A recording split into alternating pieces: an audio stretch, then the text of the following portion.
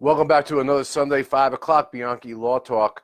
So I decided that today I want to go over a little bit about the criminal justice system and the proceedings, because I'm asked this question probably 10, 15 times a week when people call potentially new clients to our office at the Bianchi Law Group. So a criminal law proceeding in most states is pretty much the same.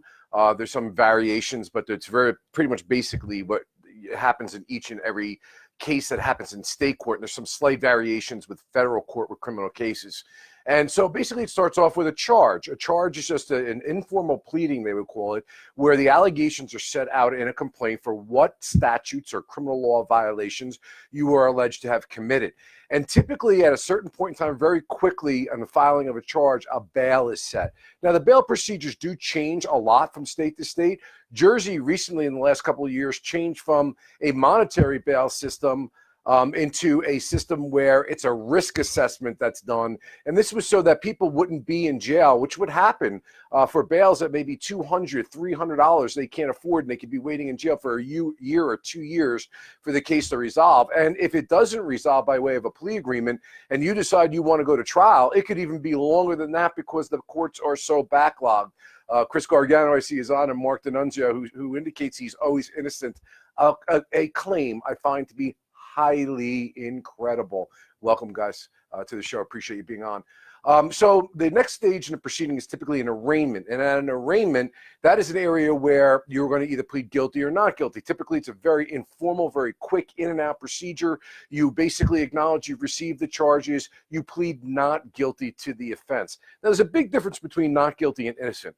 Not guilty isn't that I didn't do it. It's like we want to see the government's evidence first to see if they can prove that case beyond a reasonable doubt to 12 jurors. That's the standard in the criminal cases, obviously, in this country. And so, and Chris, yes, you get CLE credits. We'll see if we can get you. We'll see if we can get you for watching this video. So at the arraignment, again, it's an in and out procedure. And then what happens after that is a discovery process. In the discovery process, the prosecution is required to produce some information to the defense with respect to the facts, the reports, the underlying facts that support the charge. Now, here's where state and federal court are wildly different.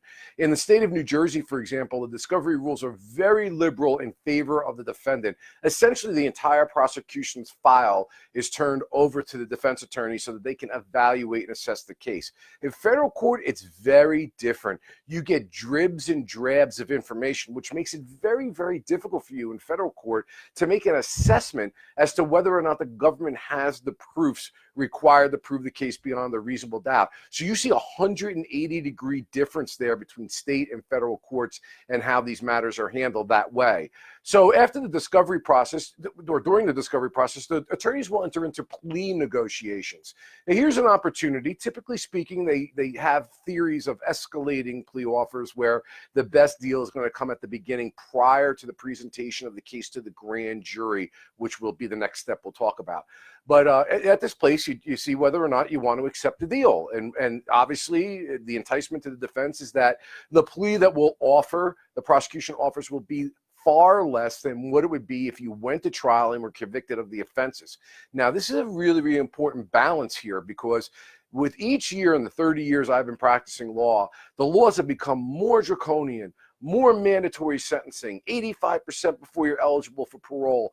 They're very robust, and people would be really shocked at the time that state prison cases can carry, sometimes worse than what can be given in federal court for the same kind of offense. And so these laws, you have to be really careful, because if you take the risk and go to trial on a case and don't accept the most favorable plea offer, well, then you may be in some serious pain down the road if you get convicted of that offense. So while we're going over discovery, we're filing motions, we're talking to the prosecution about the case, we're trying to do plea negotiations, eventually you have an opportunity to file motions. Those are the legal aspects of the case. Say, for example, you say my right to my Fourth Amendment unreasonable search and seizure was violated, or my Fifth Amendment right to counsel was violated when I gave that statement. There's all sorts of legal motions that you can file with the court. But when you start filing motions and those motions are being heard by the court, you are headed down the path towards a trial, because that's what's done just prior to a trial actually occurring. And then, of course, there's the trial. So, when we are sitting there with clients, we have to do a risk, benefit analysis with them. Obviously, we can never predict. We don't have crystal balls. We can't tell a person whether they're going to be found guilty or they're going to be found not guilty. And ultimately, we can give them our advice based upon our backgrounds and our experience as former prosecutors and things of that nature. But ultimately, it's their decision as to what they're going to do. I want to talk to you about a case that I found really interesting that we covered on the Law and Crime Network. That's the Daniel Villegas, I'm always saying the name wrong, case. But this was a fascinating case. It was back in the 1990s that a charge of murder was brought against him. First trial resulted in a mistrial. Then there was a second trial. The prosecution tried the case again. It resulted in a guilty conviction. He spent 18 years in jail, and then in 2013, I think it was around there, a court looked at the record of what was produced against him and said, no. A lot of this evidence was completely inadmissible. They threw out certain statements. It was subjective. It was capable of leading to an unjust result. So Daniel Villegas had to go to trial again in 2018, and we covered this case extensively. If you ever get a chance, go check out the video of him when the verdict is rendered. It is probably the most fascinating, chilling, hair-raising, if you will, experience that I've ever seen in a court when a verdict is read. Why is that? Well, this guy took the risk of his life. The prosecution knew that they had an old case. They knew that evidence got suppressed that probably should have been suppressed from the beginning. He has been out for 3 or 4 years now. He's married. He's got kids. He got out because the court reversed the conviction and the state had to try the case again. So the prosecution said to him, look, we'll offer you a plea that basically gives you a time served. Time served. You don't have to spend another day in jail. All you have to do is come in and plead guilty. But Daniel Villegas had always said from the beginning, I'm not guilty of this offense. And out of principle, he decided he was going to risk going to trial. And if he was convicted, he would be then again sentenced on murder, life without parole, lose his wife, lose his kids. Man, oh man, that is one heck of a decision that he made. And they went to trial on the case. If you ever get a chance, go on YouTube or Google the Daniel Villegas, I think it's Villagas case, because the jury comes back not guilty on the case. The risk, the roll of the dice paid off for him, and he literally collapses, in the courtroom as his attorneys are trying to prop him up. It was a crazy dramatic scene in the case. So, it really tells you, yeah, that can happen, but you could also get clipped and be found guilty.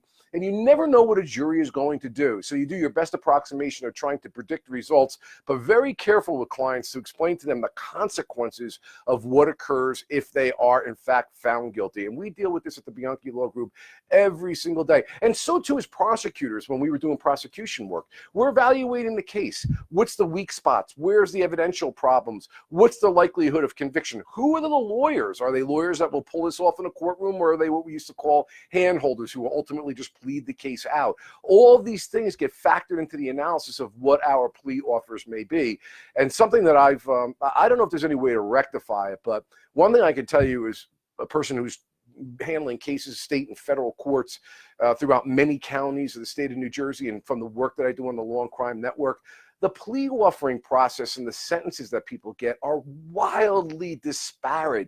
The same kind of offense in one place can be handled with a probation, and another place is looking for 20 years in jail. It's really something we should get our arms around so that we can have some consistency and parity in what happens with some of these cases, because it just really kind of, who your prosecutor is, who your judge is, can have a substantial effect on what the outcome of your case is. Hey, interested in your thoughts, what you think? Just wanted to give you a little break, a brief description, because people ask me this question all the time, and I tell them the more triable your case is, or the more problems that the prosecution has in the case, or even as prosecutors, the more the cases are headed towards trial, the longer they take, because the system is really designed to do what I call criminal claims adjusting. Let's just get the case and move the beans from one jar to the disposition jar, and they're not, and nor can they handle all of the cases if everybody had won a trial. So trials kind of tend to go in the background. When I was Morris County prosecutor, we actually had a murder case that was pending that was 9 years old.